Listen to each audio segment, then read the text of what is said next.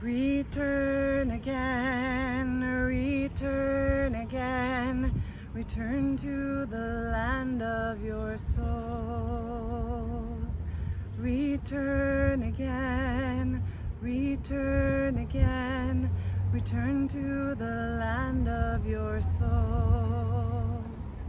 Return to who you are, return to what you are, return to where you are, born and reborn again. Return to who you are, return to what you are, return to where you are, born and reborn again. Return again, return again, return to the land of your soul.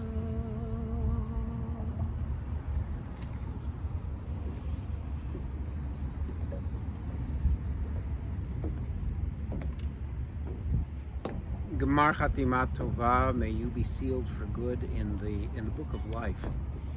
I've been thinking a lot about one of my favorite movies of all time, which was the 1993 movie Groundhog Day. And many of you may know it, but just to recap, the story, of course, is a story of a weatherman named Phil Connors, who is in Puxatawny, in Pennsylvania, and he's dealing with the groundhog, whether or not he'll see his shadow, and what does the future hold, and what is it going to look like. And in a kind of strange, unusual set of circumstances, almost a miracle, he wakes up the next day and it's the very same day as the day before.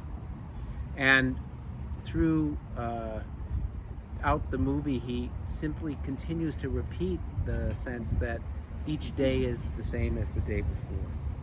And I've been thinking a lot about that because it feels a lot like that for me anyways, and I've shared this with some others and they've said the same. A lot for us, it's felt like during this pandemic that we're living in a kind of Groundhog Day, this endless loop of getting up, doing what we do, the blurring between work and home, the blurring between family or private and public, the inability to really understand that there's no difference between here and there, that we are somehow now all both distant from one another and connected to one another through Zoom or FaceTime or whatever technological means that we have. And one of the things that Groundhog Day focuses on, and why it resonates, I think, so much for me and for so many others, is that it just feels in many ways as if we are in this endless loop of not being able to change so many things that are beyond our control, that there are circumstances that are beyond us that we don't understand, that we can try to change, but we can't. And Phil Connors in the movie begins to understand that no matter what he does, there are no consequences at all. And that in many ways, all he has to do is simply go to sleep at night and he wakes up the next morning. So he goes through this interesting trajectory. At first, he starts with simply feeling as if he can do whatever he wants. So he goes out to drink, he drives crazy, he does things that really just deal with the pleasure of his body without thinking about any of the consequences. But after a time, that gets stale and it gets tired. And so he begins to understand that he loves one of the people that he's with and wants to win her affection. And so he tries to do things that will impress her, but recognizes over time that trying to do things to impress somebody else without changing yourself, it's not going to make a difference. And so he then moves to the next stage, which is beginning to understand that he's going to make the best of every moment that he has. And so because he has a continuous memory, he decides to learn piano, starting out terribly and then eventually becoming a master pianist, learning languages. and then begins to understand that it's all about relationships. It's about the connections that we have with others. And it is at that time when he begins to not try to change his relationship with someone else based on trying to please them or do what he can to get her to be intimate with him.